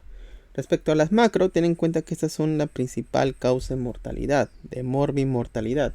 Acá tendremos, por ejemplo, el daño que tenemos a nivel cardíaco, los ACVs y también alguna insuficiencia cardíaca congestiva o alguna insuficiencia circulatoria. Y de las microvasculares vamos a tener, por ejemplo, a la neuropatía, a la retinopatía, a la nefropatía. Mira, la neuropatía, recuerda que te van a decir paciente que pues presenta un dolor tipo urente, presenta parestesias en las palmas de las manos y en los pies. Este patrón, ¿cómo se denomina? En guantes y en botas, típico de la neuropatía diabética. Y aquí el tratamiento, ¿con qué puede ser? Puede ser con pregabalina o puede ser con gabapentina. Recuerda que este es un dolor neuropático. También tendremos a la retinopatía. Recuerda que esta puede ser proliferativa o no proliferativa. Y también tendremos a la nefropatía. Esta nefropatía, recuerda que tenemos que dosar siempre en nuestros pacientes su microalbuminuria. ¿Cómo está la microalbuminuria? Para los pacientes con diabetes mellitus tipo 1 se debe realizar este examen a los 5 años del diagnóstico. En cambio, en aquellos que tengan diabetes mellitus tipo 2 se debe realizar al momento del diagnóstico, porque como te comentaban, tienen un diagnóstico tardío. Quiere decir que ya la diabetes ha estado manifestándose 5 o 10 años antes. En caso de ser negativo, se debe repetir cada año, ¿ok? Para valorar justamente cómo se encuentra el estado de nuestros riñoncitos. Y por último, ya las complicaciones agudas. Tenemos la cetoacidosis diabética y tenemos el estado hiperglicémico hiperosmolar. También por último, acá abajito vamos a hablar de lo que es la hipoglicemia. ¿Ya? Hipoglicemia. Ahora, ¿cuál es la diferencia entre la cetoacidosis y el estado hiperosmolar? Que básicamente la cetoacidosis, aquí no hay insulina. Esa es una deficiencia total de insulina. En cambio, en el estado hiperosmolar va a haber una deficiencia parcial de insulina. ¿Va a haber insulina? Sí, pero va a haber muy poca. Y esto nos va a explicar varias cosas. Por ejemplo, primero, si no hay para nada insulina, recuerda que esta insulina lo que hace es que permita que la glucosa entre a las células. Si no hay insulina, entonces no hay forma en la cual la glucosa puede entrar a las células y éstas puedan usarla. Entonces la célula se va a ver obligada a usar otros metabolitos, por ejemplo los lípidos, y aquí es donde viene la lipólisis. Pero debido a esto, uno de los productos intermedios que va a originar son los cuerpos cetónicos. Entonces hasta ese momento tenemos dos cosas. Primero, una glucosa que se está acumulando más y más y más en sangre. En esos pacientes será criterio una glucosa mayor de 250 y además la presencia de cuerpos cetónicos en orina. Acá ya tenemos dos criterios. Ahora, estos cuerpos cetónicos, el acetoacetato o el beta-hidroxibutirato, van a desprender hidrogeniones, generando un medio acidótico, es decir, van a generar acidosis. También será criterio tener un pH menor o igual de 7.3. Entonces, hasta ahí ya hemos explicado los criterios que nos dirán que estamos frente a una cetoacidosis. Además, recuerda que estos pacientes van a cursar con una respiración típica, que es la respiración de Kussmaul. ¿Por qué hacen una respiración de Kussmaul? Porque tú recordarás que en el balance ácido-base, una forma indirecta de disminuir la cantidad de hidrogeniones es expulsando más y más y más CO2. Recuerda que estos hidrogeniones se van a juntar con una molécula de bicarbonato, van a pasar por la anhidrasa carbónica y se van a transformar en una molécula de agua y en un CO2. Entonces, de esa manera, el hidrogenión ha sido transformado en CO2. Por lo tanto, si el cuerpo elimina grandes cantidades de CO2, está eliminando indirectamente grandes cantidades de hidrogeniones. Es por esto que el paciente empieza a hiperventilar y empieza a hacer esta respiración de Kussmaul con la intención de bajar el nivel de acidosis. ¿Cómo trato esta patología? Pues justamente si le falta insulina, le tengo que dar insulina. Además de hidratarlo adecuadamente, fluidos. Pero ojo, hay que vigilar bastante bien lo que son los niveles de potasio, porque hay que recordar que la acción de la insulina conlleva a que se consume potasio, que el potasio ingrese dentro de la célula. Por lo tanto, a medida que yo voy tratando a mi paciente, tengo que vigilar estrictamente estos niveles, para en caso de que se encuentre muy por debajo, poder infundirle alguna infusión con potasio. Pregunta, ¿le puedo dar bicarbonato?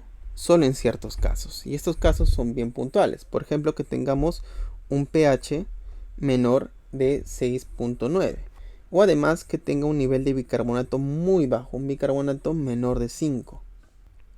Solo en estos casos me voy a plantear darle bicarbonato. También se le puede dar en casos de hipercalemia grave, ¿ya? Ahora, respecto al estado hiperosmolar, mira, aquí lo que va a jugar bastante es un estado de deshidratación. Ese es el típico paciente anciano que cursa con alguna enfermedad, por ejemplo una neumonía, se empieza a descuidar, se empieza a deshidratar. Ese es el típico paciente que va a cursar con esta complicación. ¿Qué es lo que ocurre? Mira, si tenemos baja insulina, eso quiere decir que la célula aún puede usar la glucosa que hay en el medio. Entonces, por esa parte, no debería haber cuerpos cetónicos en esta complicación. Sin embargo, lo que sí va a originar es que cada vez se acumule más y más glucosa en sangre. Al existir niveles altos de glicemia, lo que va a desencadenar es algo llamado diuresis osmótica. Recuerda que el umbral para el cual el riñón empieza a eliminar glucosa por la orina es una glucosa mayor de 180. Y ahora en esos pacientes, al estar orinando y orinando, eso contribuye a que se deshidraten cada vez más y más y más. Quiere decir que este volumen circulante efectivo va a disminuir, y si disminuye, la concentración de glucosa va a aumentar. La glucosa se va a concentrar cada vez más y más y más y más, hasta un punto de llegar a niveles mayores de 600. Además, recordarás que la glucosa participa en la fórmula de la osmolaridad. Eso quiere decir que la osmolaridad sanguínea va a aumentar, una osmolaridad mayor de 320. Y eso es como un círculo vicioso, porque justamente aumenta la concentración de glucosa, el paciente realiza más diuresis osmótica, empieza a orinar más y más y más, se empieza a deshidratar más y más y más porque está descuidado y no toma agua, el volumen circulante efectivo disminuye cada vez más, la glucosa se sigue concentrando más y esto se agrava hasta el punto en el cual existan cambios significativos en la osmolaridad. Y pues, como tú sabrás, las neuronas son de estas células que no les gusta estos cambios muy bruscos de la osmolaridad, generando justamente clínica neurológica. Es por esto que este cuadro también se le denomina coma diabético, porque justamente induce a la depresión del sensorio. Entonces ya tenemos nuestros criterios diagnósticos: una glucosa mayor de 600, una osmolaridad mayor de 320 y también la clínica neurológica, también signos asociados de deshidratación. Eso es, amigo mío, el estado hiperosmolar. ¿Y cuál va a ser el tratamiento aquí? Como te darás cuenta, todo gira en torno a esta deshidratación. Por lo tanto, tendremos que administrar fluidos, tendremos que hidratarlo adecuadamente a este paciente, además de infundir la insulina.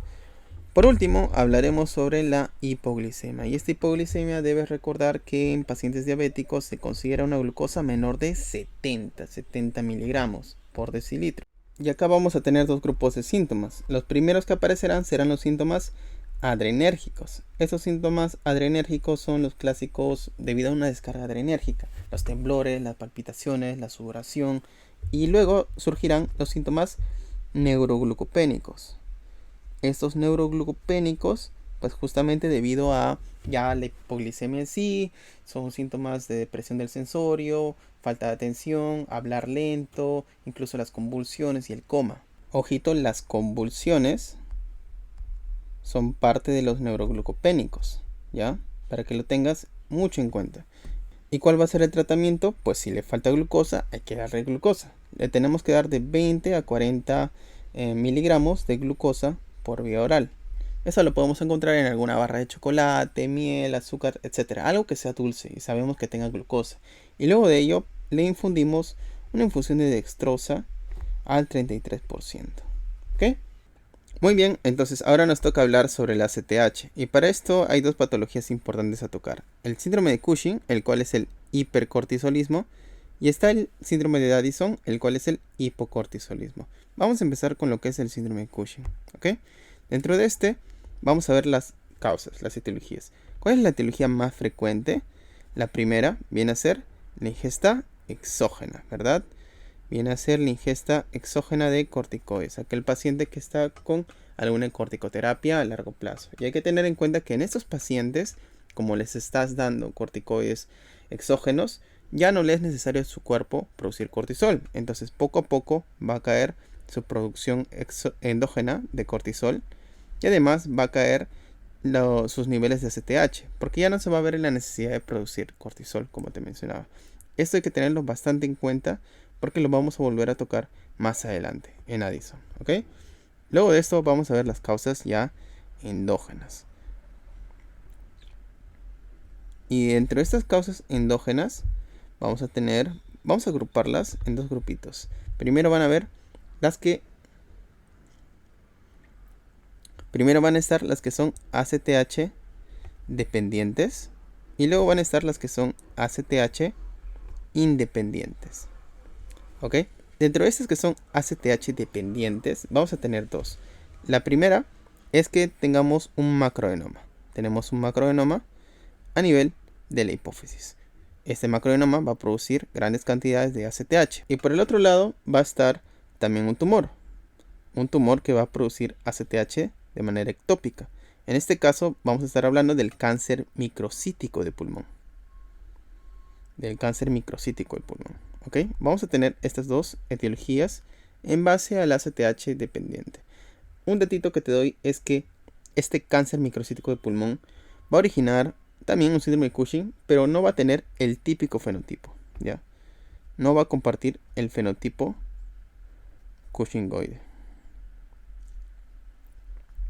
Es decir, aquel paciente gordito, con pletura facial, obesidad central, todo ello, no va a ser propio del cáncer microcítico, sino van a destacar las alteraciones a nivel hidroelectrolíticas, a nivel de las hormonas sexuales, etc.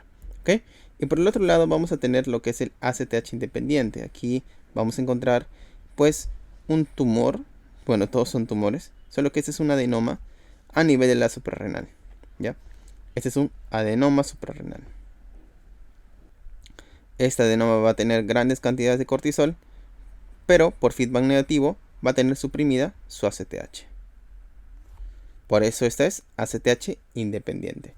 Ahora, como te hablaba de este fenotipo, hay que recordar que este tipo de pacientes, el típico Cushing, es aquel paciente pues que tú ya conoces, ¿no? Con obesidad central, tiene una miopatía a nivel proximal, la pletora facial, la jiba de búfalo, lo que son las estrías violáceas, también va a cursar con osteoporosis, por un aumento de la resorción ósea, va a cursar también con un estado de inmunosupresión. Entonces este paciente con Cushing tiene un montón de cosas, ¿no? Todo producido justamente por el efecto del hipercortisolismo. También va a tener mayor facilidad de producir moretones, trastornos de la coagulación, atrofia cutánea. Es un listado enorme. Pero aquí también hay que destacar que puede cursar con, en el caso de los ACTH dependientes, va a cursar con hiperpigmentación.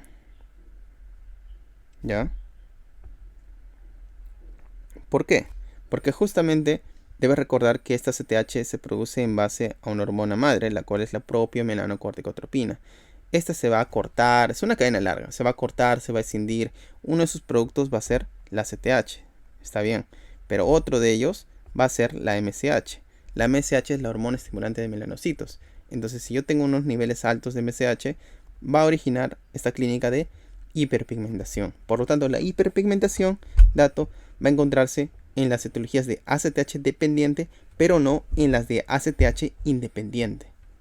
Además, ten en cuenta de que este cortisol puede tener cierto efecto en los receptores de los mineralocorticoides. Por lo tanto, un estado de hipercortisolismo también va a conllevar a cierta clínica de hiperaldosteronismo. Tú te recordarás qué es lo que hace la aldosterona. La aldosterona lo que hace son tres cositas. Lo que hace es reabsorber sodio y eliminar hidrogeniones. Reabsorbe sodio y elimina potasio. Entonces, hace estas tres cosas. Por lo tanto, este paciente con hipercortisolismo puede cursar con clínica de hipernatremia, con clínica de alcalosis metabólica y con clínica de hipocalemia. Esos son los trastornos hidroelectrolíticos que, como te comentaba, van a destacar más en general en todos, pero va a destacar más en este tipo de pacientes con cáncer microcítico, ya que estos no van a tener el típico fenotipo, ¿no? Todo gordito, sino todo lo contrario. Son caquéticos, con cáncer de pulmón. Ya te imaginarás un poco el fenotipo de todos estos pacientes. Ahora, muy bien, vamos a hablar sobre lo que es el diagnóstico. Y para el diagnóstico va a consistir en dos partes. Una primera parte será el diagnóstico sindrómico. Quiere decir, a mí me interesa saber si es que el paciente tiene hipercortisolismo o no. Y en una segunda fase va a consistir en un diagnóstico etiológico. Una vez que yo sepa que el paciente sí tiene hipercortisolismo, voy a decir, ok, ahora, ¿en dónde está el problema? Para poder operarlo. Entonces, para este diagnóstico sindrómico yo me voy a hacer valer de tres pruebas. La primera, que es la prueba inicial, es el cortisol libre urinario. Inicial porque se entiende que es la más sencilla de hacer. Es el cortisol libre urinario que usualmente se toma en las mañanas. Luego vamos a tener la prueba más específica. La más específica se entiende que es una prueba pues un poco más laboriosa, la cual consiste en el cortisol urinario en 24 horas. Es una recolección en todo el día. Esto pues se entiende que va a ser más específico. Y por último tenemos una prueba dinámica. ¿Cuál es la prueba dinámica que usaremos aquí? Será la supresión nocturna con 1 miligramo de dexametasona. Aquellas patologías que consisten en una hiperfunción, realizaremos pruebas de supresión. Aquellas patologías que comprenden un déficit, alguna deficiencia de alguna hormona, realizaremos pruebas de estimulación. Se busca hacer lo contrario, ¿no? Entonces, de estas pruebas, yo necesito al menos 2 que sean positivas, ¿no? Al menos 2 que me revelen que exactamente el paciente tiene hipercortisolismo. De ser así, perfecto, sí tiene Cushing. Por lo tanto, tengo que buscar ahora en dónde está el problema, dónde está el tumor. El tumor es central, el tumor es un cáncer microcístico de pulmón, o tal vez es a nivel de la suprarrenal. Por lo tanto, aquí voy a hacer, lo que me interesa es primero saber si es que es ACTH dependiente o es ACTH independiente. Eso quiere decir que voy a medir primero la ACTH. La ACTH basal. Esa va a ser la prueba inicial en el diagnóstico etiológico. Ojo que en realidad esto es mucho más complejo, existen muchos más algoritmos. Esto es solamente una forma sencilla de resumirla, ¿ya? Ahora, en base a esta ACTH basal, pues voy a tener 2 escenarios, ¿no? Uno es que esté alta, mayor de 10, y la otra es que sea baja, menor de 10. Si es que está alta, entonces quiere decir, wow, hay mayor producción de ACTH y viene de ahí el problema. Por lo tanto, puede ser un macroadenoma hipoficiario o puede ser un cáncer microcítico de pulmón. Tengo esas dos opciones. Por lo tanto, acá voy a hacer uso de una prueba denominada supresión, ya ahora con 2 miligramos de dexametasona. Esta es una supresión con dosis un poco más altas. ¿Cómo se fundamenta esto? Y es que básicamente debes saber que en el cáncer microcítico de pulmón, esta es una forma mucho más agresiva. La producción de ACTH de esta es mucho más intensa y agresiva que en un macroadenoma hipoficiario. Quiere decir que para yo suprimir adecuadamente la liberación, la secreción de ACTH, para un cáncer microcítico debe ser una supresión con dosis mucho más altas. Quiere decir que con esta yo voy a lograr suprimir adecuadamente, más del 50%, aquellas patologías que sean un macroadenoma hipoficiario. ¿Ok? En cambio, si es que no llegase a suprimir más del 50%, quiere decir que no hubo una supresión exitosa, me va a orientar a pensar de que el problema puede ser un cáncer microcítico de pulmón, ya que como te menciono, estas son más agresivas. Por lo tanto, si suprime bien, lo que voy a hacer es buscar arriba. Le voy a pedir tranquilamente un TAC o mejor una resonancia magnética del cerebro.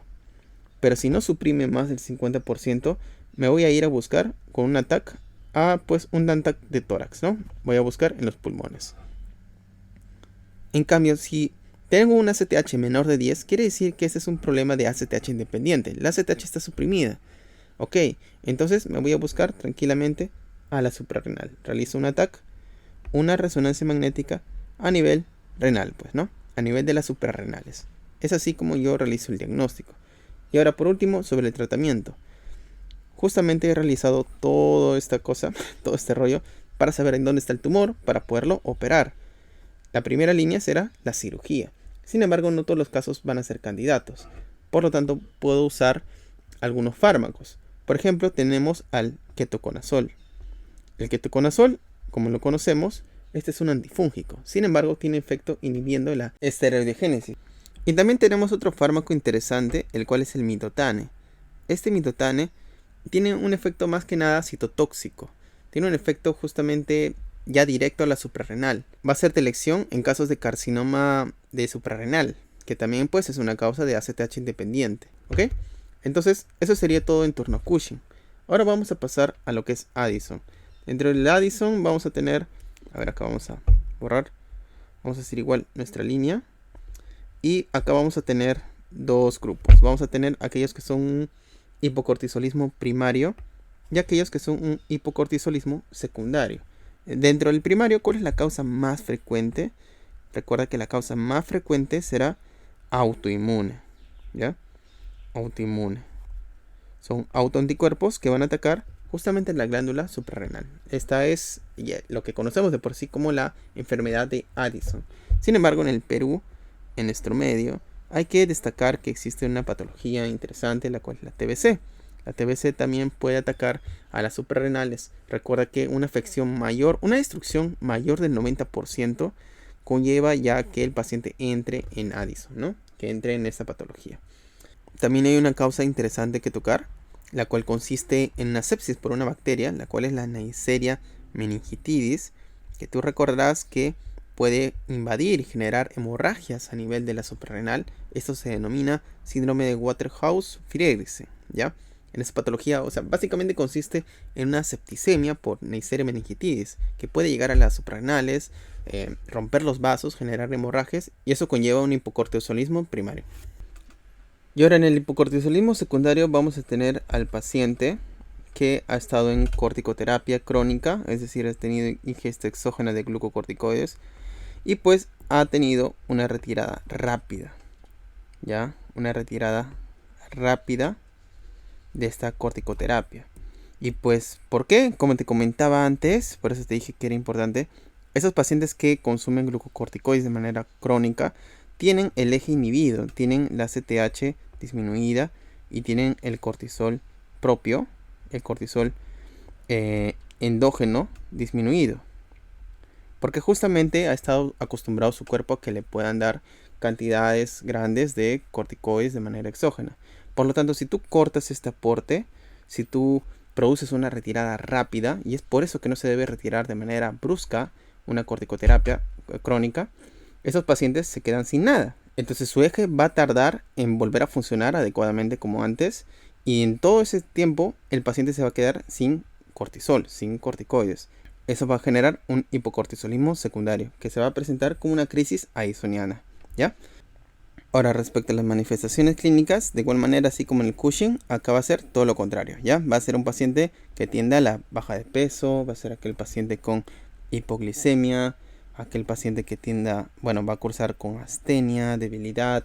Además, respecto a los trastornos hidroelectrolíticos, aquí pues, si es que yo tengo, o sea, la diferencia, mira, entre el primario y el secundario, también va a ser de que en el primario va a existir, pues por feedback negativo, niveles elevados de ACTH, ¿ok?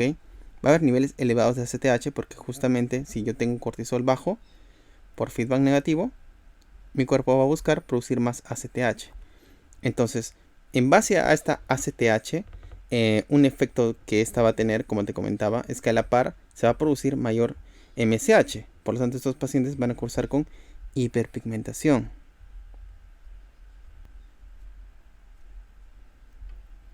Ahora, si te das cuenta, todas estas patologías conllevan un daño directo a la suprarrenal, es decir, se está afectando directamente la glándula. No va a producir, así como cantidades adecuadas de cortisol, también no va a producir cantidades adecuadas de aldosterona. Eso quiere decir que el paciente también va a cursar con una clínica de hipoaldosteronismo.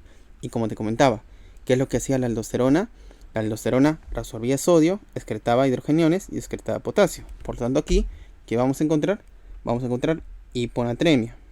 Vamos a encontrar hipocalemia. Y también, ojo, vamos a encontrar menos hidrogeniones. Y esto es una acidosis metabólica. Y esta acidosis metabólica será anion gap o no anion gap. Será no anion gap. O anion gap normal, ¿no? Ya. Ahora, todas estas manifestaciones, desde la hiperpigmentación y los trastornos hidroelectrolíticos, van a ser propios, como te mencionaba, del hipocortisolismo primario. Esto no es algo que tú verás en un hipocortisolismo secundario. Y como te comentaba, pues en este caso típicamente se va a presentar como una crisis addisoniana. Este será un paciente, acá para recordar, será un paciente que curse justamente con caída de la presión arterial, presente dolor abdominal, tiende más hacia la astenia, la diaforesis, y eso poco a poco va conllevando una alteración del estado mental. Y pues llega a tu servicio a emergencias y tiene su pulserita, ¿no? Que dice soy Addison. Esto recuerda que va a ser una crisis addisoniana.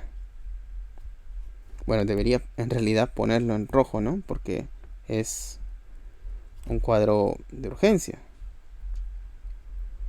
A lo cual el tratamiento será justamente hidrocortisona, ¿no? Darle corticoides. Hidrocortisona endovenosa, así como fluidoterapia, porque se está chocando a nuestro paciente. Listo. Ahora respecto al diagnóstico. A ver, ¿dónde lo pongo? Respecto al diagnóstico, en ese tipo de pacientes, o sea, como les menciono, en realidad las pruebas diagnósticas es en realidad un algoritmo mucho más complejo. Eso viene a ser algo muy resumido. Y pues, primero, de la misma manera como en el Cushing, tengo que identificar si es que se trata de un hipocortisolismo o no. Entonces voy a tener que medir el cortisol basal. En base a este cortisol basal voy a tener tres opciones. La primera opción es que se encuentre alto. Si es que se encuentra alto, pues de todas maneras no es un hipocortisolismo, no tengo por qué mirar acá. La otra opción es que el cortisol basal se encuentre disminuido. Entonces, sí, se trata de un hipocortisolismo. Y la tercera opción es que se encuentre dentro de los valores normales, ¿no? Entonces, aquí, en este caso, voy a tener que realizar una prueba adicional, el cual es el estímulo con ACTH.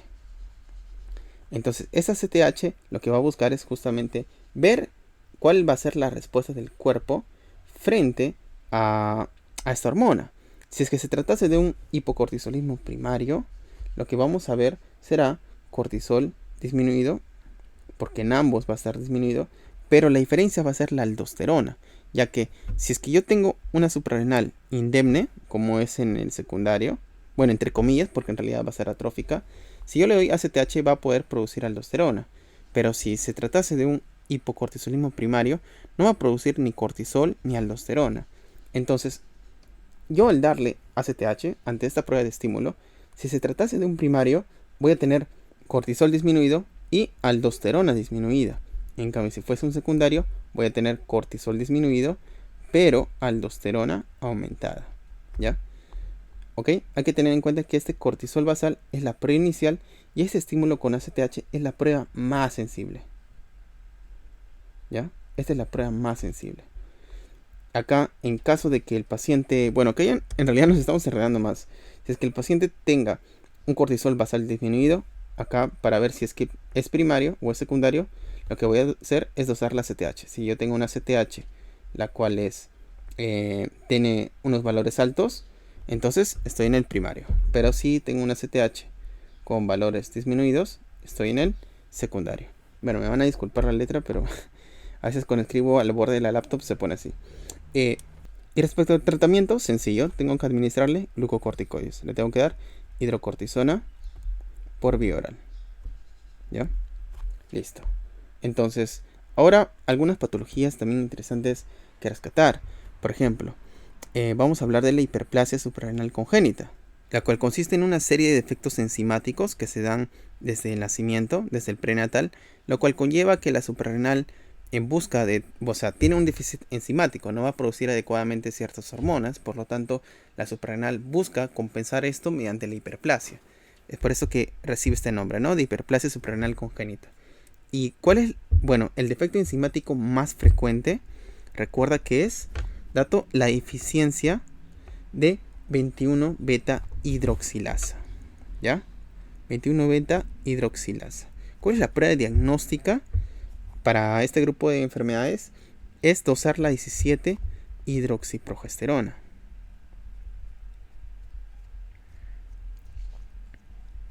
Y respecto al tratamiento, vamos a tener, va a depender si es que el diagnóstico se hace o prenatal o si se realiza postnatal, ¿ya?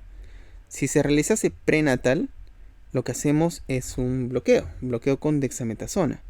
En cambio, si se tratase de un diagnóstico postnatal, pues no nos queda de otra que administrarle corticoides, ¿no? Darle hidrocortisona. ¿Ok? Y la otra patología a mencionar es, pues, el típico paciente, ¿no? El paciente con hipertensión arterial secundaria, esa la que se presenta en pacientes jóvenes, aquella que debuta con crisis hipertensivas, ¿verdad? Además, tiene crisis de cefaleas, diaforesis, palpitaciones, todo esto ya lo conoces, consiste en el FEO, ¿verdad? El feocromocitoma. Este feocromocitoma es una neoplasia, bueno, perdón, bueno, sí, es una neoplasia, ¿no? Básicamente es un adenoma, es un tumor a nivel de la suprarrenal que secreta más catecolaminas. Es un tumor productor de catecolaminas.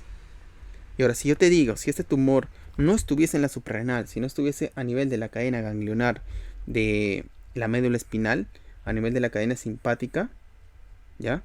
¿Qué nombre recibe? Estos son los paragangliomas, ¿ya?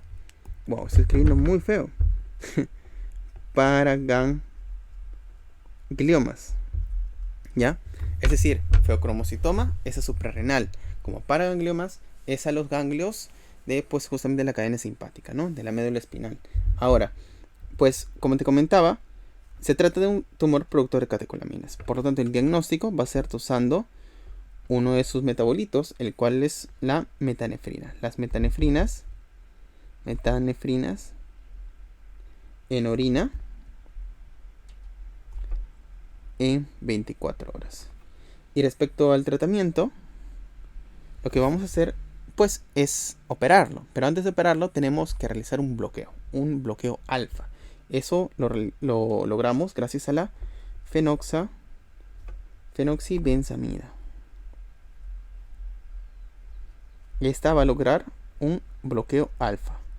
Es necesario bloquear justamente las cantidades excesivas de catecolaminas que puede tener el paciente, porque estas cirugías pues pueden ser muy complicadas, pueden conllevar una alta mortalidad. Inclusive después de quitar ese tumor, en el postoperatorio el paciente debe estar en UCI vigilando pues justamente que no realice una hipotensión brusca, porque le estás quitando todo está suprarrenal, ¿ya?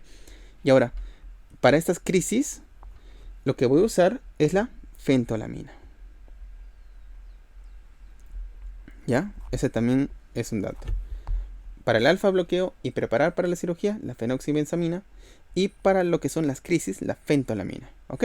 Entonces, ya ahora sí arrancamos y nos vamos a la última parte, la cual es LH y FSH. Para esto hay que recordar el eje. Tenemos aquí el hipotálamo. Ya, bueno, un intento de hipotálamo. Acá nuestra hipófisis. Y acá abajo, pues, nuestras gónadas sexuales, ¿no? Por este lado, los ovarios en las mujeres. Y por este lado tenemos los testículos. Entonces tú recordarás que a nivel del hipotálamo se libera lo que es la GnRH. Esa GnRH va justamente a la adenopófisis y esta se encargará de secretar la LH y la FSH.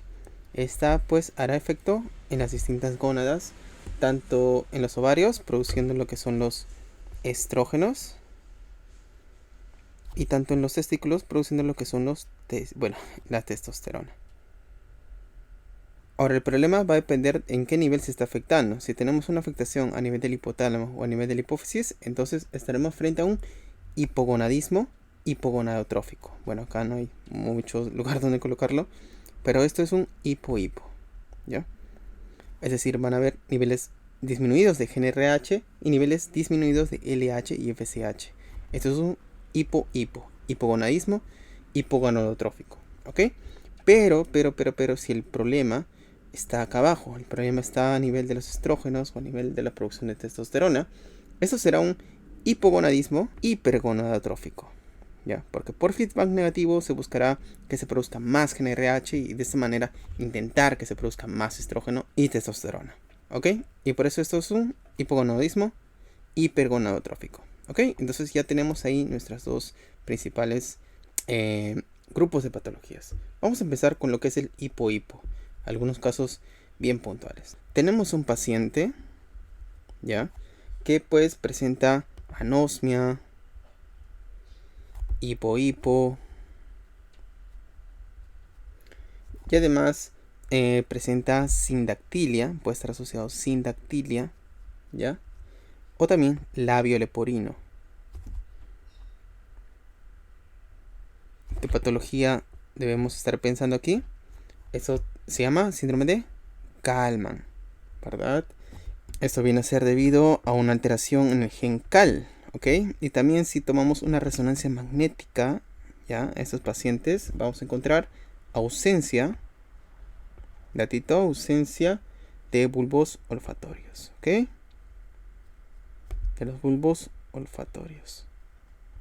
Otro caso, mira, si tenemos a un paciente, a ver que se mueva esto. Ahora este es un paciente obeso, ¿ya? Es un niño obeso. Un niño obeso, ¿ya? Obesidad, que además presenta criptorquidia. Y además hipo, ¿no? Esto será, ¿cómo se llamaba? Esto es un síndrome de Prader-Willi. Prader-Willi es justamente un problema en el brazo largo del cromosoma 15. En este brazo largo va a haber una región que justamente va a ser imprintada por parte de una copia materna. Eso va a ocurrir en el síndrome de Prader-Willi. Es un fenómeno, ¿no? Sobre la epigenética. En cambio, el análogo del Prader-Willi recuerda que es el síndrome de Angelman, lo cual es una copia imprintada por la parte paterna. Luego otro casito, si es que yo te digo que tengamos a una mujer, bueno, una mujer que presenta hepatosplenomegalia, ¿ya? Y además presenta crisis óseas dolorosas. Hay que pensar en que se trata del síndrome de, o la enfermedad de Gaucher, ¿ya? La enfermedad de Gaucher, la cual se debe a acúmulo de cerebros, es decir, glucocerebrosidasa, ¿ok? Esta se va a acumular en los distintos órganos. Ahora, otra patología, la que ya hemos hablado, una paciente mujer que presenta galactorrea, que presenta amenorrea y que presenta alteraciones visuales. Esto es, como ya hemos visto al inicio, esto es un prolactinoma. El prolactinoma, ¿verdad? También es un hipo, ¿ok? Ahora, otro caso. Y el último, tenemos una paciente mujer, ¿ya? Que presenta restricción calórica, proteica. Además presenta baja de peso, una baja de peso exagerada. Y ahí cursa con amenorrea, ¿no? Esta patología psiquiátrica consiste en la anorexia nerviosa, ¿no? La anorexia nerviosa. Esta hay que recordar que cursa con amenorrea. Es también un tipo de hipo, porque se suprime justamente este eje central. Muy bien, ahora vamos a pasar a las que son hipo. Vamos a hacerlo de otro color. Y acá pues hay que destacar dos, más que nada. Primero, tengamos una paciente. Ya, esta es una paciente mujer que es muy baja, ¿ya? De talla baja, cuello alado, y que presenta amenorrea primaria, ¿ya? Talla baja y cuello alado. ¿Cuál es la primera causa de amenorrea primaria? Acuérdate que es el síndrome de Turner. El síndrome de Turner es nuestro X0, ¿no? Esta es una disgenesia gonadal. Recuerda que, pues aquí si tomamos una ecografía a nivel de los ovarios, puede haber ausencia o puede haber una atrofia o lo que vendría a ser una hipoplasia, ¿no? Un hipodesarrollo de los ovarios. Además, se asocia bastante a una malformación cardíaca, la cual es la coartación de aorta, ¿ya? No te olvides de eso. Y luego la contraparte, ¿no? En el paciente varón. Tenemos un paciente que es muy alto, una talla alta. Presenta ginecomastia. Además presenta una cadera ancha. Vello púbico de distribución femenino. Y además revisa los testículos y tiene unos testículos muy pequeños. Una hipotrofia testicular. Acá vamos a estar hablando del síndrome de Klinefelter. Y el Klinefelter, a ver, vamos a ponerlo acá. Y el Klinefelter, recuerda que esto es un XXY, ¿verdad? Esos pacientes que tienen un cromosoma X de más. Estas dos van a ser nuestras disgenesias gonadales. Muy bien, entonces eso más que nada respecto a las hormonas sexuales y respecto al mapa de endocrinología. Espero que te haya gustado bastante. Si es que ha sido así, por favor, me ayudarías bastante compartiéndolo y dándome un me gusta de este video. Y pues ya nos estaremos viendo en otra oportunidad. Cuídate bastante. Un abrazo.